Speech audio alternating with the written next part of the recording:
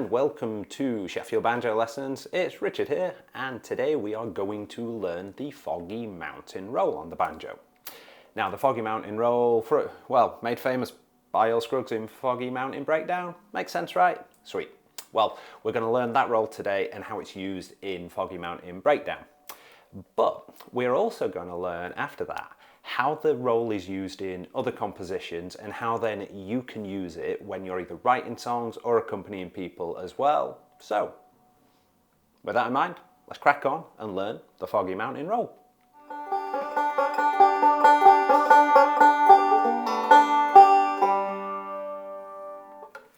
Cool, so the Foggy Mountain Roll. Well, the Foggy Mountain Roll, we're going to learn open before we then chuck it in Foggy Mountain. And the Foggy Mountain Roll itself is going to be an 8-note roll for us today. And it's going to be slightly different to the other rolls that you've probably learnt, like the forward, backward and the alternating. And the string pattern is really what's going to do this. The reason is the pattern is going to be 2-1, 2-1, 5-2-1-5. So let's draw our mind into that first set of 4 notes. So it's 2-1, 2-1. Now we don't really see this, do we? So we've got 2-1, 2-1, 2-1, right? We'd normally use with that index, middle, index, middle. But on the Foggy Mountain Roll, what we're actually going to do is we're going to use index, middle, thumb,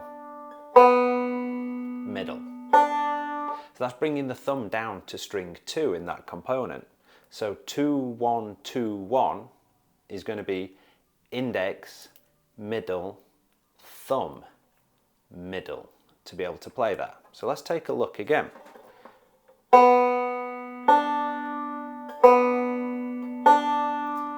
Got it? Index, middle, thumb, middle.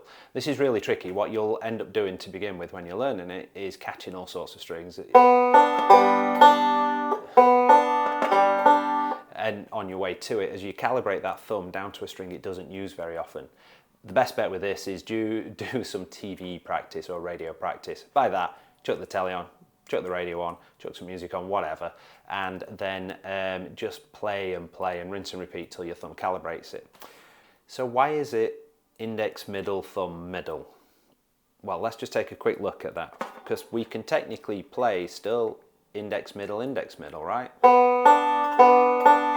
We're not repeating any notes in an 8-note pattern, so we could do that.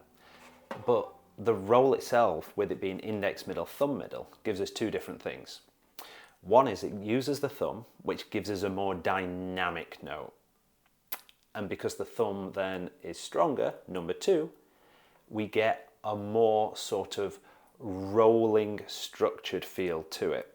Whereas it can feel a little loose if we're just passing between the fingers.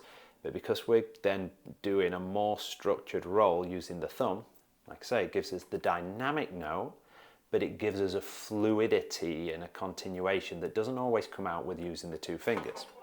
So have a little listen, see if you can tell the difference. Index, middle, index, middle.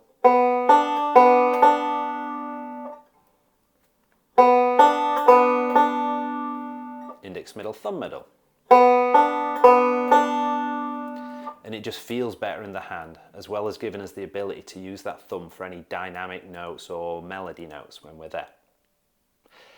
Right, so that's the first 4 notes, 2-1, 2-1.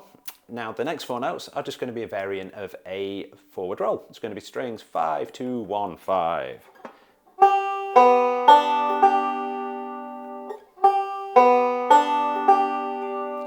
Nothing different, nothing wonky in that, just as it feels. Thumb, index, middle, thumb. So putting those together then, we're going to get 2-1, 2-1, 5-2-1-5.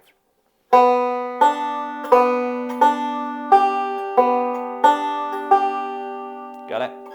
Index, middle, thumb, middle, thumb, index, middle, thumb.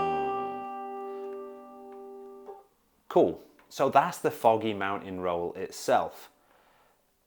But earlier on I said we're going to look at how to use it and how to utilize it. Well, to do that, part 2 of this lesson is going to be using it over some chords and looking at what the notes mean on the banjo. So if we just played that open in G, we know we can use it over a G chord in a composition, right? It makes sense, all the notes are in G for us. But when you see Foggy Mountain, quite often, and the actual Foggy Mountain Roll itself does this, you're getting something like a 2 to 3 hammer on string 2.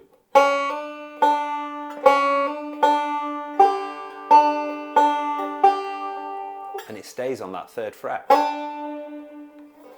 Now, the reason that that happens is because it creates that 3rd fret is another D, which is the same note as string 1, open.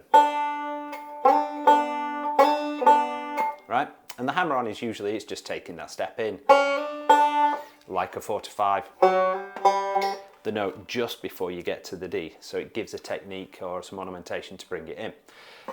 But if we're on that 3rd fret then, and we've got D and D, what it's going to allow us to do is use that over 2 different chords now.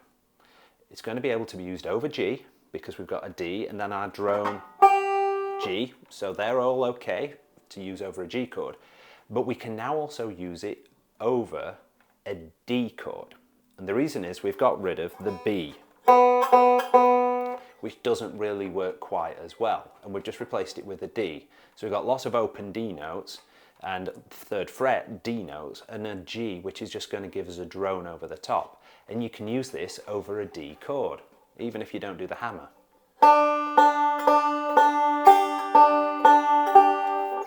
Use that over a D chord as well. It'll also work, like I said, over a G. So that uses 2 different directions. And the reason we want to use that and utilize it sometimes is it gets us out of the full D chord. The full D chord being that quite tricky full shape, right, that you have to build. It's a little bit tricky to get to that. So then if you're going to use the Foggy Mountain Roll, we're only fretting 1 string, right? Well, that's pretty cool. So we get to use it for that reason.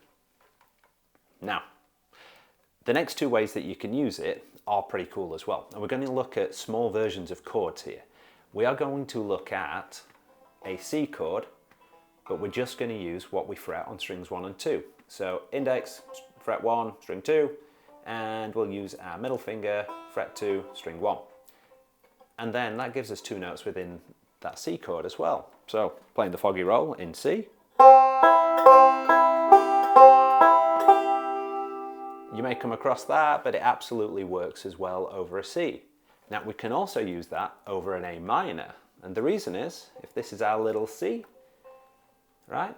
If we want to do an A minor, we'd be bringing the middle finger in on string number 3, fret 2.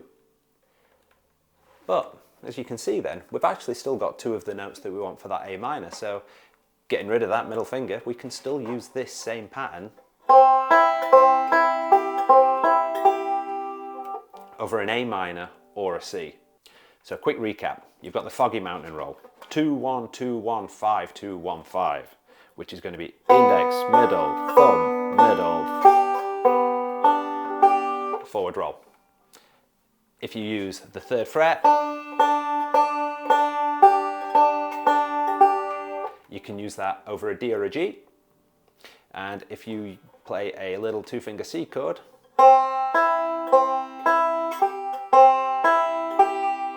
you can use that over a C or an A minor. So you've got loads available for your jams, whether you're on D, C and G and an A minor when they're coming out in the songs.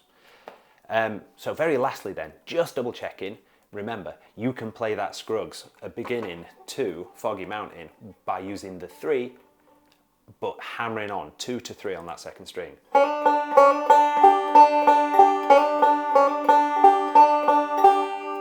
If you recognize it as that. Awesome work.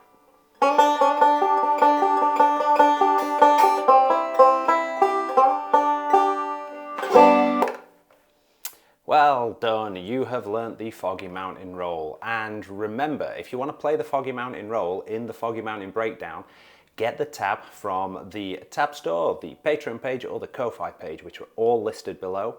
And you can also then get the Foggy Mountain exercise roll as well. The tabs for both of those are going to be available at those links below.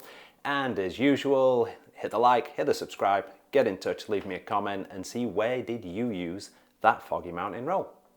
So, practice away, enjoy this, and as always, happy picking.